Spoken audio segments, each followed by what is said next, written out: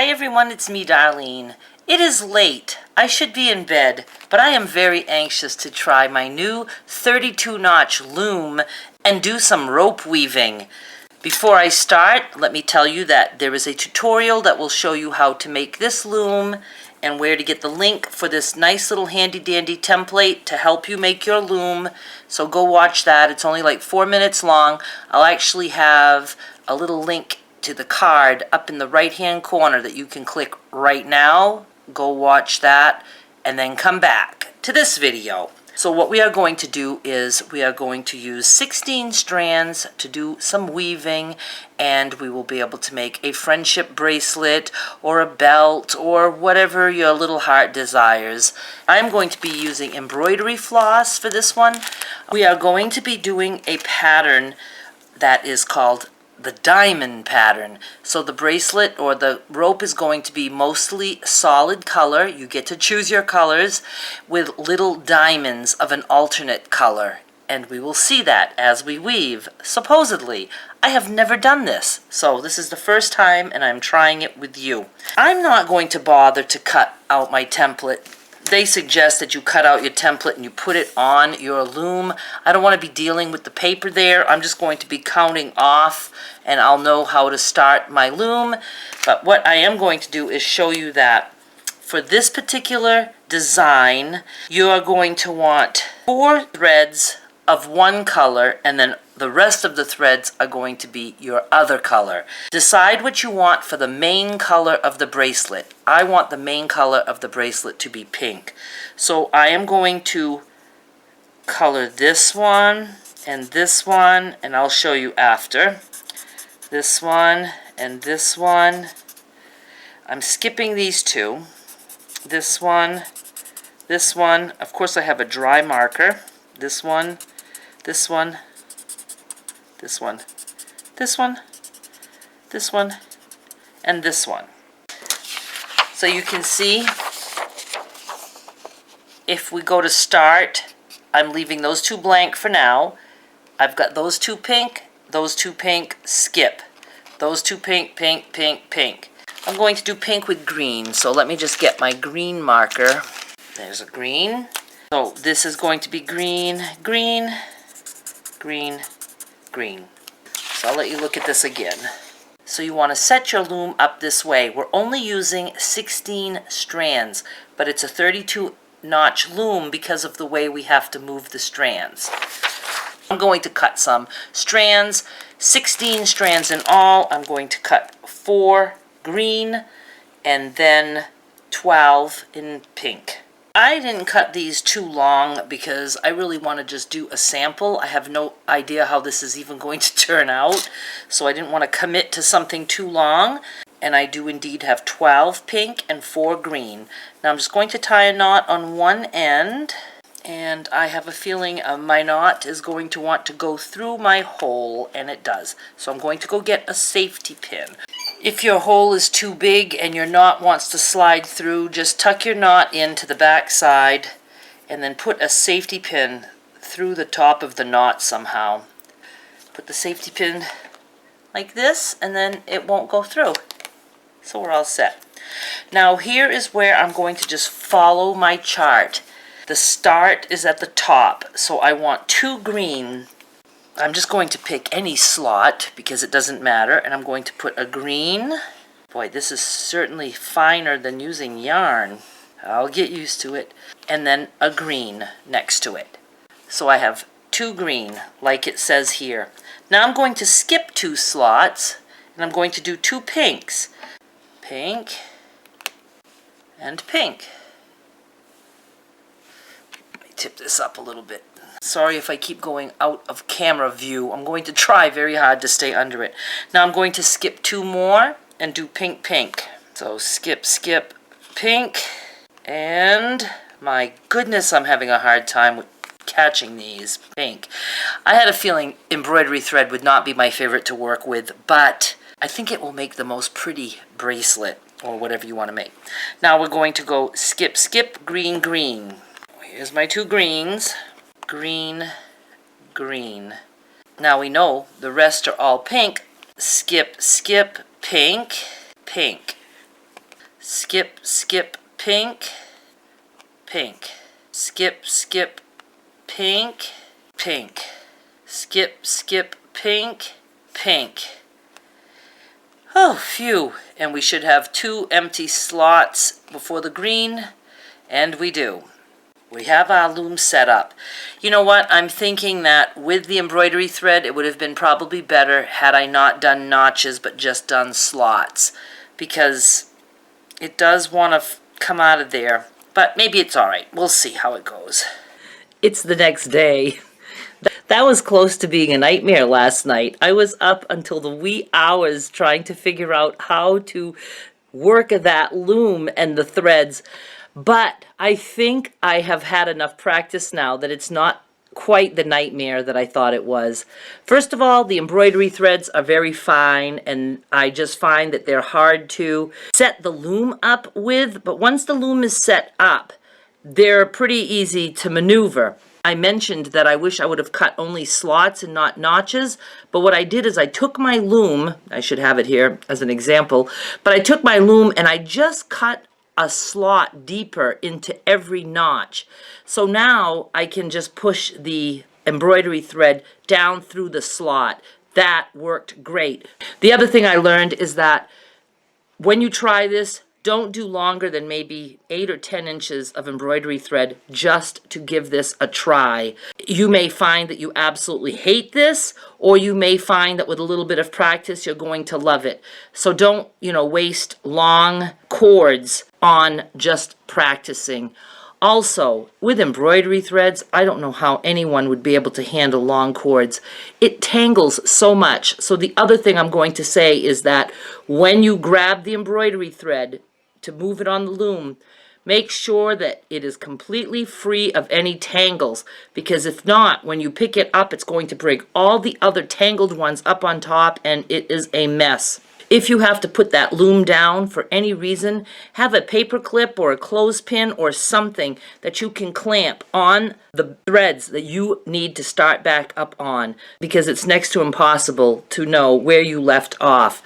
And if you don't start at the right exact 2 threads, you're going to lose your diamond pattern in the cord. Last but not least, seems like I learned another lesson.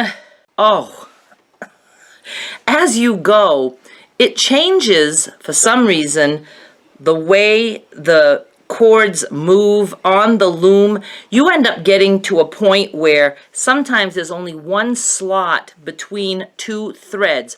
Every time I got to that point, I started over because I thought I had made a mistake, till I finally watched a YouTube video in another language with subtitles that had symbols instead of letters. So all I could do is watch and study, and the guy was going fast. But I did see at one point where he had just 1 slot between 2 threads. So I said, okay, that can't be a mistake. But then he stopped, and I didn't get to see how he maneuvered the threads.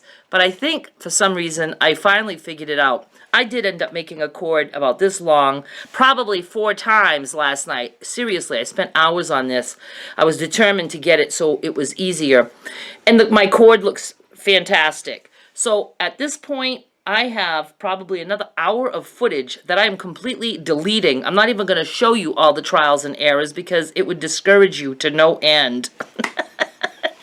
I don't want you to be discouraged because we have a lot of patterns to go through. I'm determined to do more tutorials on this. I will get better at it. You will get better at it. I think that's all I want to tell you. So, practice. If you haven't made your loom yet, go with just slots if you're using embroidery thread. If you don't want to deal with embroidery thread, you can go ahead and try it with yarn or something thicker. I will be trying that because it will make a nice looking cord. So let's just try to continue this tutorial. I'm going to be starting from scratch. I have the loom set up, and I'll be starting from this point where we left off. This is by far the weirdest camera angle that I have done yet. I have the camera and tripod in front of me, so my hands are between the tripod. I don't know if I'll be able to maneuver my hands the way I want, but we're going to give this a shot. I want to be able to show you how I'm doing this as I'm doing this, and I don't want a sideways view. First, let's just pretend that I just set up this loom. This loom looks exactly like the loom that we had just set up, but I have been working on this one. You can see that I marked my last two. I just wanted to make sure that I was starting out in the exact same pattern that you're starting out in. And this is how we started out, with green, pink, pink, green, pink, pink, pink, pink.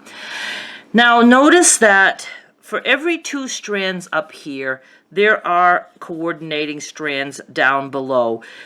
With a hand-cut loom, they're not perfectly even, but obviously I would know it's not these 2, because that's just too much of an angle. It's not these 2, so it's got to be these 2. So I'm working on this right here.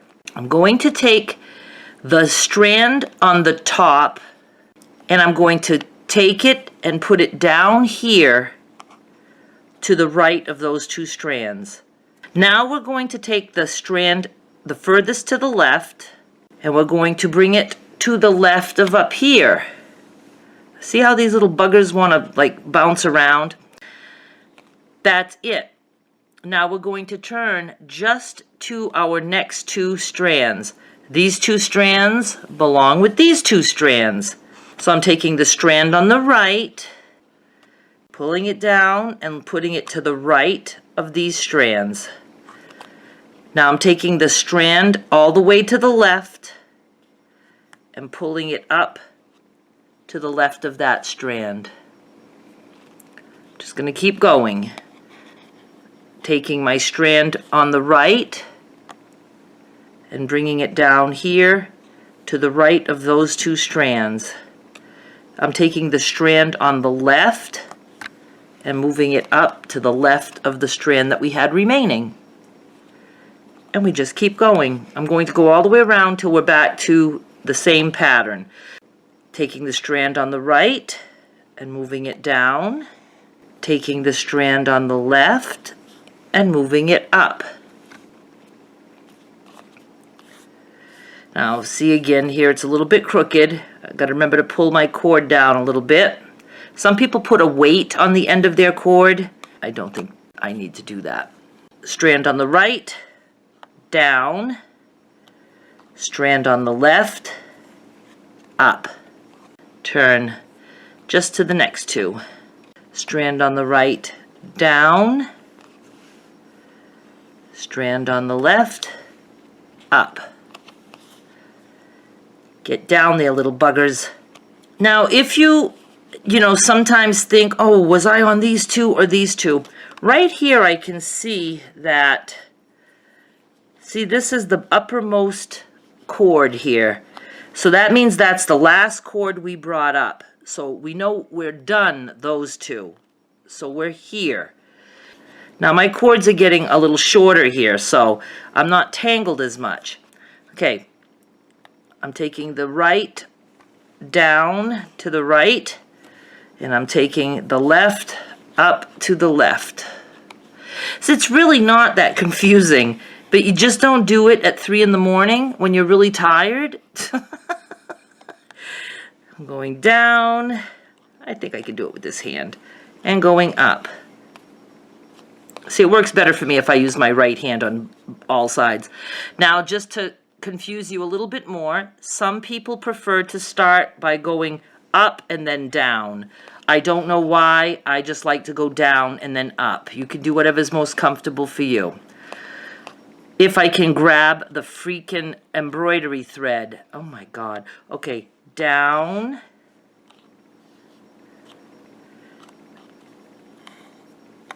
And up. Now, I have a lot of patience for crafts. This one nearly had me needing to be committed. But seriously, I don't want you to be afraid to try it. You'll probably just excel at this. I'm probably just a complete idiot and don't know what I'm doing. But I do like it, and I like what it makes. But let's just keep going. Now, see? Look at this bugger. What's he doing hanging out like that? I'm assuming he belongs there. Right here. 1, 2, 3, 4. Would there ever be 4 slots empty? What gives? Oh, see, now I'm afraid I might have screwed up a little bit. Going down. because I'm talking too much. See, I just have a very hard time grabbing the correct embroidery thread. And it's making my fingers dry because this is 100% cotton. Look at how long it's taking me to get this bugger. Get off and up. So I think you do need patience with this one, and you have to be able to concentrate so that you don't lose your place. Taking this one here, down and up. I'm going to continue a little bit more because I'm determined to drive you crazy. Down and up. Oh, I did that one so fast, and I did not speed up the footage. Down and up. Oh, last night's footage would make a very good blooper video. You should have seen the mess I was in. I was so disgusted.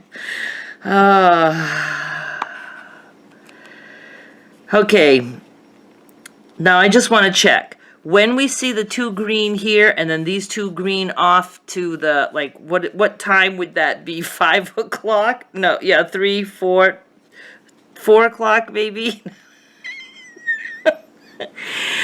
I want to make sure, I'm just curious to see, do I have 2 slots between each? I do, 1, 2, 3. Okay, so I did screw up here. When you're back to your original point of where you started, you should have 2 slots between each group. So this pink needs to go here, and this pink needs to go there. That's the safe time to readjust your wheel. That's not going to screw up the diamond pattern, but it might have just gotten more confusing. More confusing than it already is. Okay, I am going to stop here. I am, though, for the heck of it, going to mark my beginning point in case, and I'm going to show you the nice little cord that we made. How do I show you? Okay, see, it's all pink with little bit, they call it diamonds. I have the little bit of green diamonds there. I don't know if I can show you that up closer and still being focused. It's very cute. Now, that's not that gigantic for 16 cords, but if we were to do this with yarn, it would be. Now, I'm going to leave this on my loom because I am going to go ahead and finish until my cords are too short. All you would do to tie this off is pull all the cords off, pull your cord through, and tie a knot. And I'm not going to show you how to finish a bracelet at this point. Finish it any way you would want. But I will be, after I nail down a few of the patterns, I do have directions for things like bracelets, necklaces, belts, whatever. And maybe we can complete at least some of the smaller projects together. At this point, I'm just going to show you that this is the cord you can make. It's very pretty. I do love it. It would make a very nice bracelet or even a necklace, maybe like with a pendant hanging on it or something. And that is it for this tutorial. I hope I didn't discourage you too much. I do want you to give it a try. And again, I probably just have made it much more difficult than it needed to be. I certainly was making it more difficult last night. Will not work when I need to be sleeping. So thank you so much for watching. I don't know how to wave to you. I'm under, oh yeah, I can just do that. Thank you so much for watching. Bye. Bye. Bye. That was intended for the actual weaving project, not for you. I'm a little bit frustrated with this, but I have mentally committed to a series using this loom, so I will be moving forward with it, whether you like it or not. If you do give it a try, let me know if you were able to make it all the way around without pulling your hair out.